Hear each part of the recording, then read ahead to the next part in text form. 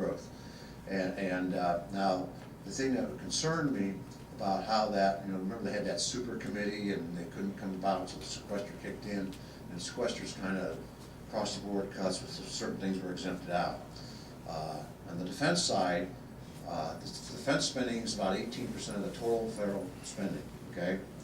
Defense was scheduled to be 50% of the sequester cuts. Now, I don't know, it doesn't seem to me that's quite right, that you're 18% of the budget, you're 50% of the cuts. And before that, sequester kicked in, defense went through about 8 to 9% cut, $48 billion a year, $480 billion over 10 years, and then they sequester on top of that. So what we tried to do, and there was a lot of, we passed a bipartisan budget last December, and we tried to, the numbers, I'll just kind of give you the numbers get kind of off the place, but we ended up passing what we call 10-12, trillion, 12 billion, I think, if I get my numbers right. Yeah, I think it's something like that. 10-12, just remember the 10-12 number, I guess. Okay, well, the sequester was going to stay in place, like it was fully enacted. I think it was 967 billion, 967 was the number. And remember, this is the discretionary spending has to be re-upped every year. Well, the fact of the matter is, because of the defense issue, there wasn't the votes in the House to follow through this year on the 967. And so they had to come up with some type of a compromise. The Democrats wanted a 1058 number, okay? And so if they realized that we didn't have the votes for the 967, we wouldn't have got the 1012. I mean, that's just the politics of it.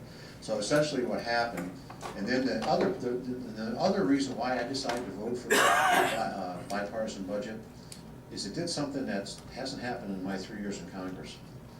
We finally, in a small way, and I'd like to say baby steps, nowhere nearly enough, but we did start to address one part of the mandatory spending, and that was on the federal pensions and for employees. So what, and the reason this is different, lots of times you hear people say they do these budgets in 10-year windows, okay? And the problem you get, they'll say, well, we're going to cut spending, but first we're going to raise taxes or raise spending this year, next year, and we're going to cut spending 8 years, 8, 9, and 10. Well, that's just BS. It never happens, okay?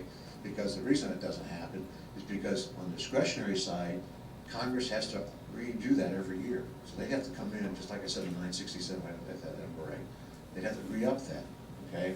And it just doesn't happen. But on the mandatory side, since we did that on the federal employee pension side, that is in permanent law. It's not, it's baby steps. Don't get excited. We did something really big, but it's in the right direction.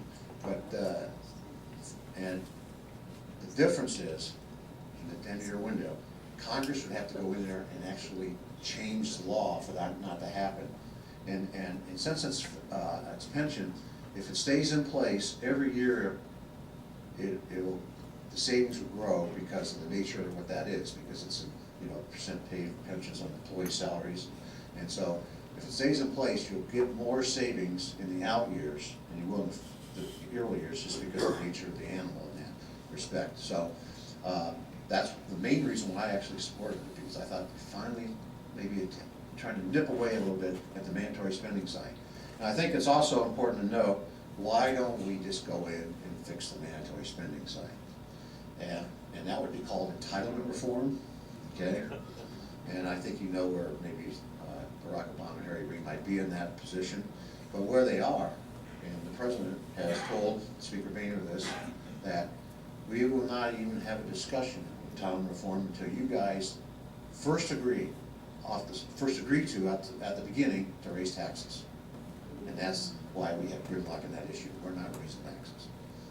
Taxes went up considerably this past January 1st with the Obamacare, the so-called Affordable Health Care Act. We're seeing lots of taxes going up. I was just visiting a business in the district here this week, and they self-insure their employees until they get the $1 million, and the catastrophic insurance will kick in.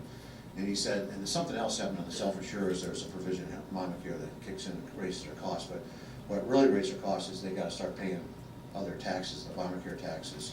And he said, for us, for this year, it works out to an additional tax that we're paying now, $500 per employee and we're not getting paid for it.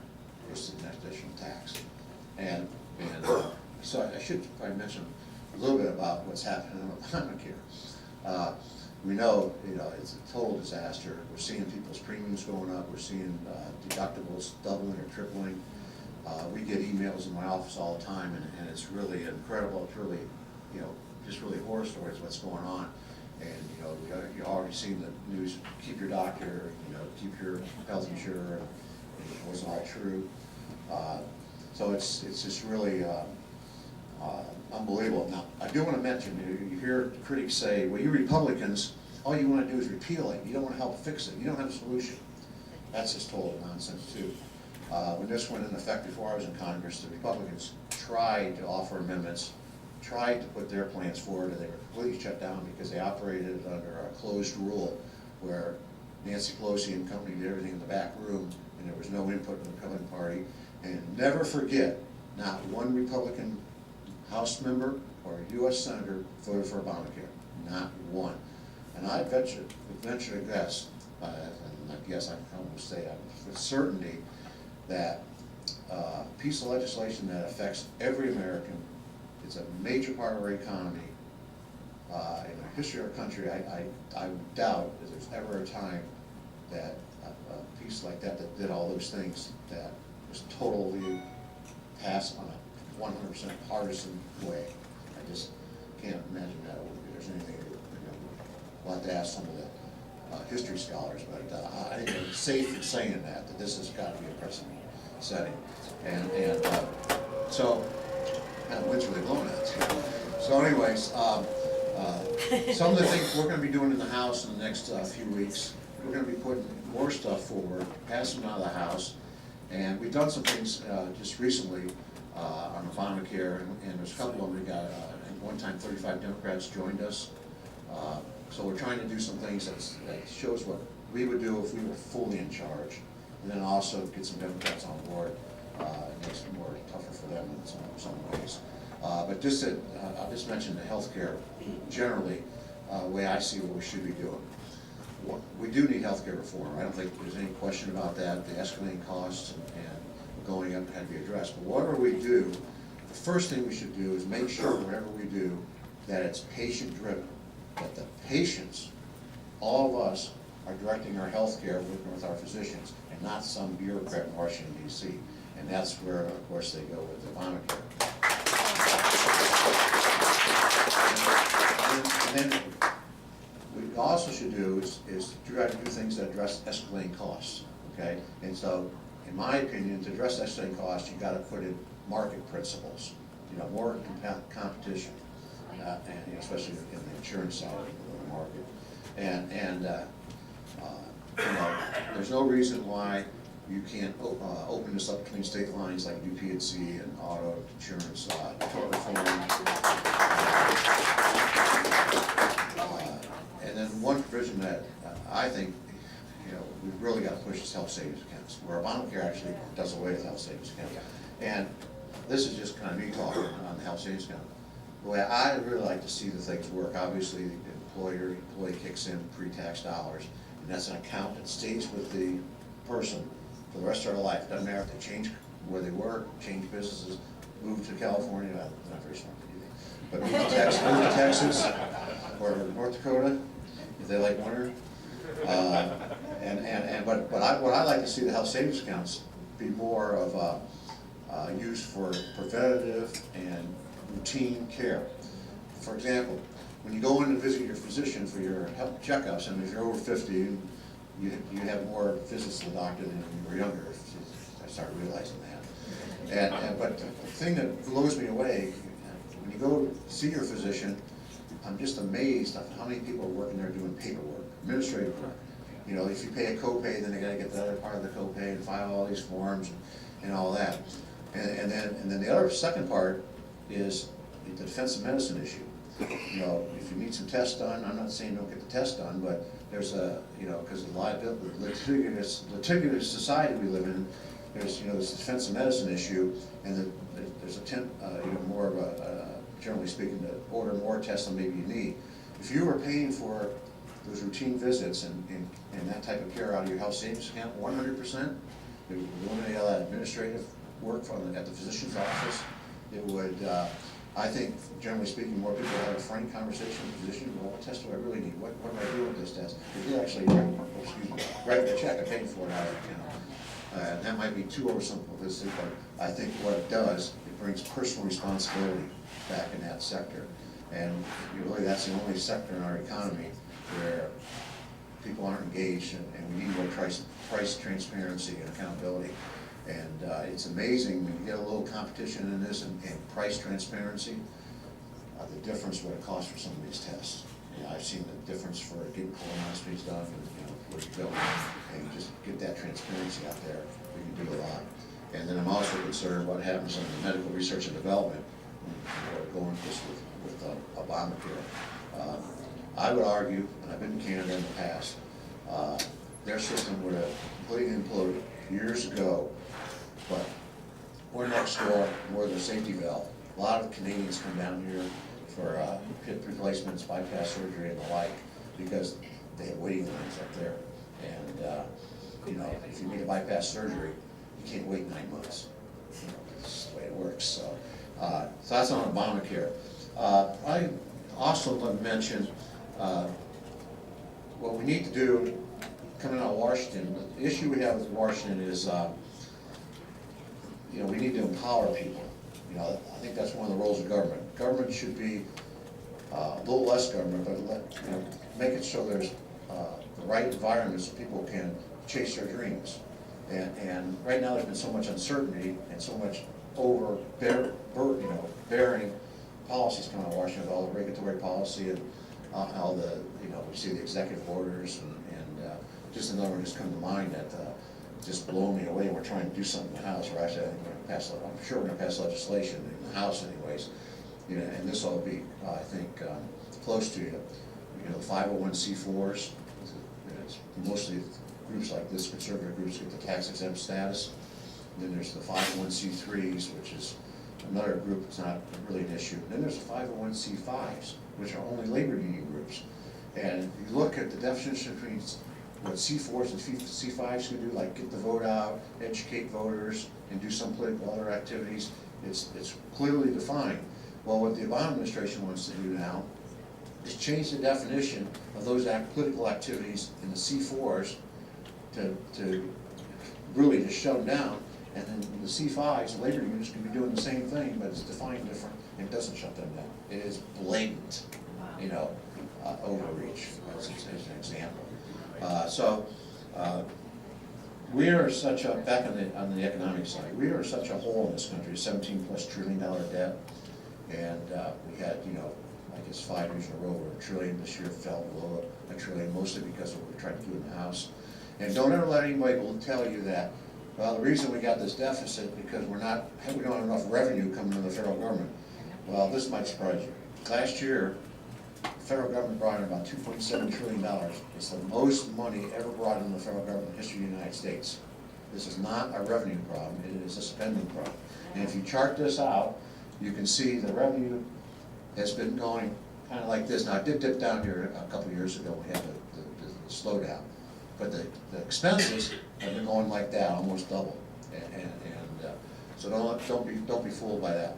But to get out of this hole, you can't do it by cutting spending only. It is impossible. And don't get excited. I'm not saying raise taxes. That would be the worst thing to do because you change behavior and less revenue comes in the federal government. What we have to do, we have to expand the economy. We have to get more people working, more economic activity going on, and that brings in more revenue. And if you don't believe that, just go back and see what Ronald Reagan did and see the largest economic expansion we had here in the history of this country, and I think Bill Clinton got credit for it. That's how I kind of look at it. But it takes a while to turn that big ship around. And in my view, there's about 4 things we need to do to restore confidence to the American people and bring some certainty out of Washington, D.C.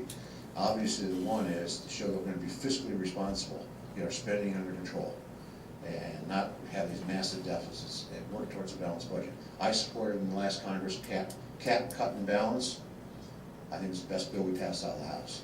Cut spending, it caps it at about 19.5% of GDP and sends a balanced budget amendment to the states. Because that's, I think, long term, that's how we'll know we get there. And of course, Harry Reid give you an example of how Harry Reid operates. And cut cap and balance. You know what he did? I know most of you might not, a lot of you might not understand the legislative process, but when the House sends a bill over to the Senate, they should have hearings on it, they should debate it, and it'd be great if they just pass it the way we send them, obviously, but they can amend it, they can change it, okay? Or they can do another thing, they've done this, they can gut the whole bill out, put their whole bad plan in and send it back. Well, you know what he did in cut cap and balance last Congress? They tabled it, didn't do anything. Think about that. He didn't want to bring it up for a discussion. You know why he didn't want to bring it up for discussion? Because he's got some senators over there on the Democrat side that probably agree with a lot of that, and he didn't want to bring it up to a vote and cause other problems for some of his other members. So it's all political. But the things we need to do to restore that confidence: number one, fiscal sanity, fiscal restraint. Two, and it's not, I'm just the word I'm saying, regulatory reform, common sense regulatory reform. Our businesses in this country are getting choked to death on these regulations, and some of them don't even make sense. I mean, it's just crazy. And I'm going to say it in a simple way here. If our business person and they're sitting and working at their operation, it'd be nice if a new regulation in Washington D.C. comes across their desk, they read it, they look at it, they ought to be able to say, you know, this makes sense. We ought to be doing this. Versus, why the heck are we doing this? And unfortunately, the latter's the truth. What, you know, in most cases, what it is. In our type of our market system, you do need some regulation, but they need to make sense, and they can't be overbearing. We have duplicative regulations. I've been working all night, work I do on the EPA and the committee I chair on the water. Real tax reform. Now, I'm told that Ways and Means Committee might mark up this next week a tax reform bill. I don't know all what's in it, but I hope it's something that we can get on and support. I think there's a good chance the House will pass a tax reform bill that's pro investment, pro business, you know, pro economic growth. Obviously, I'd be shocked if Harry Reid took it up, because their idea of tax reform, I think, is to raise taxes. And I'll give you an example. Right now, we have in the developed world the highest corporate tax rate in the world, 35%. Well, because of Obamacare now, if you're a pass-through entity, if you're an LLC or an S corp, you could be paying high at about 44% now. So they got their big tax increase. And one thing we should be doing, we've got a lot of businesses here in Ohio that do businesses that have operations overseas. It's awful hard for them to bring that profit back here to pay 35%. And I got news for you. It's pretty hard to grow your business and hire employees if you don't have capital to invest. And so that should be a no-brainer. They can't even get that done. And you hear about the president saying, well, we're going to end these loopholes. Okay? Now let me tell you about some of these loopholes. He came out this last week and said, we're going to go after the natural gas industry and the oil industry. Okay? Quote, some of those loopholes are standard business deductions that all businesses get for legitimate expenses like depreciation. Okay? And I know one they're talking about, if a company goes out there, an oil producing company, and drills a dry hole, the president seems to think that those expenses to drill that dry hole aren't legitimate expenses. Now, I'll put this in maybe easier terms to understand for us farmers in the room. We go out and plant a corn crop, and we have a drought, we don't have anything to harvest. You mean to tell me I can't expense the fertilizer and all the costs that I had to get it in the ground? Those are loopholes. Take that from what? Okay. Third, an energy policy. An energy policy that encourages the responsible development of our resources in this country. And, you know, we have come, because the technology is amazing. I can remember, and some of you can remember, back in the late 70s when President Carter was president, he went on the TV one night and had the gas lines and everything, and he said, you know, we're running out, the world's running out of oil and natural gas. Turn your thermostat down and put on a sweater. Now, who would ever guess we're not running out of natural gas or oil for that matter? And we can, especially if you combine it with Canada and the United States, there is no question we can be energy independent in less than a decade if we got serious about it and move. And I did say, the president did say he was going to natural gas transition to new technologies. Well, you can say maybe you're kind of right. I think you can. Maybe 100 years we'll transition to nuclear fusion or something. But you know, we're not going to do it with some of their technologies like cilantro, but, you know, those type of deals. So anyways, keep in mind on energy, the president's taking credit for our energy renaissance we have in this country. Keep in mind, it all happened on private and state land. Federal land and offshore, the production is significantly down. And that's, so this renaissance in energy in this country has happened in spite of his policies, and he's doing everything he can to shut it down, in my opinion. So, the jobs that are created, the money that stays in this country, I am really excited about the Utica shale development here we have in Eastern Ohio, and we can develop this technology, this resource, and protect the environment at the same time. In my committee that I chair, we had some hearings last Congress on this, because the EPA came out and said they want to do everything they can to find out that fracking's bad. Okay, we've been fracking in this country for over 60 years. I know it's vertical and it's horizontal, but it's the same principle. What's brought on this resource, the shale development, is horizontal drilling. That's the technology, it's not the fracking. And we had hearings on this, and we've had well over 1.2 million fracking operations in this country in over 60 years, and there hasn't been one reported instance where fracking itself contaminated a water aquifer. Where there has been contamination of water aquifer, it's been mostly from three things.